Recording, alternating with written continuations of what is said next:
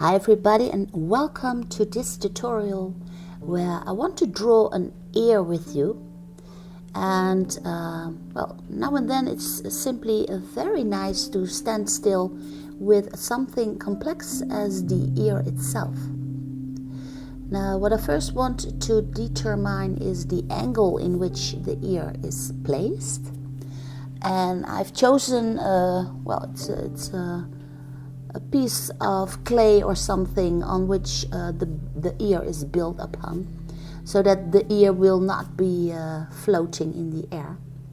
So I'm also drawing that little piece of clay or something. Then I start searching for the outer contours of the ear. And of course, in the ear itself there are no bones whatsoever. It's all cartilage. And I watch carefully for the outer line also for the piece of clay. And as you can see, this is my first setup, very easy. And I have a great head start here. Now this is the upper ridge of the cartilage.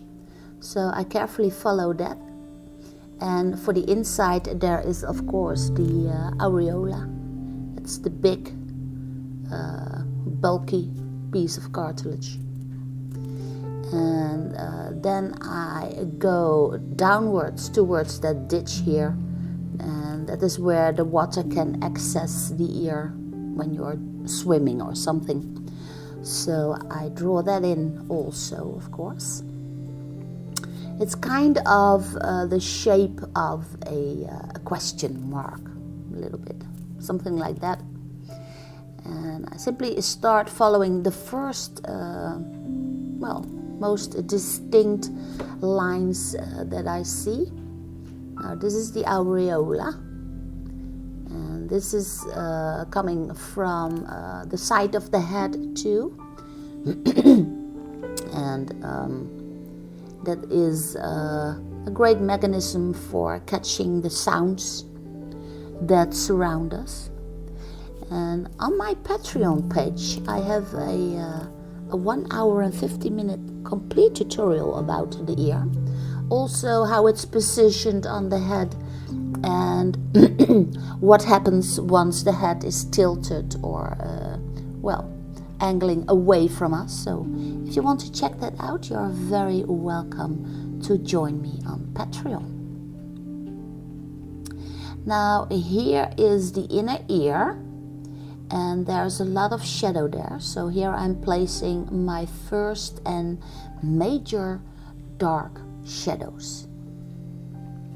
And here on the top half of the ear there's a lot of shadow too, just next to that areola. And there are a lot of gray values going on in this ear. So I try to keep track as good as I can and watching carefully what the gray scale and the gray tones are doing.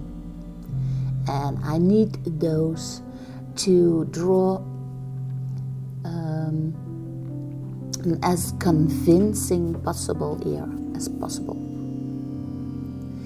Now I'm working here with the Wolf's Carbon charcoal pencil, and as you can see I put a long tip on it. I sharpen it towards a long tip, and in that way I can easily and quickly place a lot of grayscale on my drawing. I'm placing it simply completely flat, and then I can easily put in, for instance here, the casted shadow that the ear is making on my piece of clay, which is behind it. So very nice to do, and I'm always very keen on keeping a very long tip on my pencils. Now for the shadows I like to build up layers.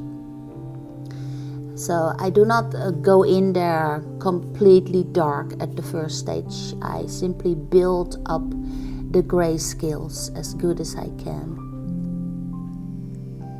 And on the aureola itself there are also shadows, of course, and gray scales, gray values. So I also draw those in so that the aureola also looks very convincing.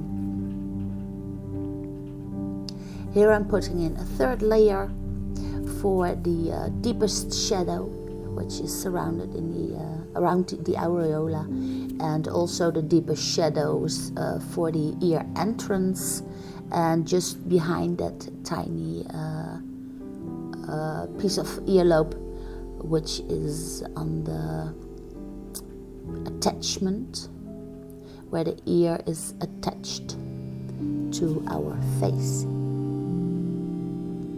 So this is the casted shadow, which also gets us a third layer here. And on the lower earlobe there is also a shadow.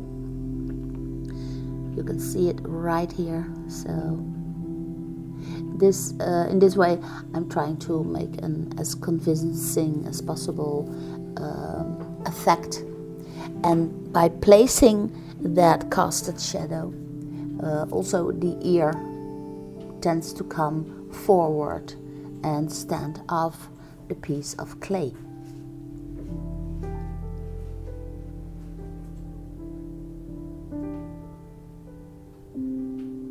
You can see there's a lot of cartilage with all those little wrinkles in them. So I simply try to push myself to watch closely what I'm seeing here. There's a little bit of shadow here, and there's a lot of shadow here in the ear entrance, of course. So I simply put on layers over layers over layers. And as I told in the beginning, I also want to draw in that piece of clay that the ear seems to have been sculptured out of. It's very nice to give the ear a place to sit on so that it's not floating in the air, and to develop your feel of 3D. And you can see I'm trying to think round the ridge here on the top ear. That ridge of cartilage is going around, and that's exactly what I'm trying to achieve by placing the shadows on the correct areas. And this is where the face starts, this area here. And as I said, the ear is always placed behind the cheek line. So I try to keep that in mind when I draw the whole portrait, of course. And you will not maybe recognize somebody by his or her ears, but still it's very good to take a very close attention, so once in a while, when drawing ears, because they should be drawn not very precisely, but they should be placed on the correct height, and also you want to make it a whole. Now this is the big brush that I use. It's dry, it's clean, and by using the brush I push the pigments into the sketch paper. I'm using the AMI sketch paper, and after that the pigments also go on the rest of my paper, of course. So I clean that simply up with my eraser, and then I take out the pencil eraser. Mine is by Kohinoor, and by using that pencil eraser, I'm starting to search for the light. And drawing in the light in this way, after using that big brush, you actually get that shine. And the skin of people is always a little bit greasy, and so are the ears, of course. They're also a little bit greasy. And there where the light hits our skin, then that skin starts to light up. And that is exactly where the pencil eraser is coming in very handy. I'm drawing back in the light, and once you do that, you can always go back to your charcoal pencil, of course. Or maybe you want to do this one in graphite, which is perfectly too.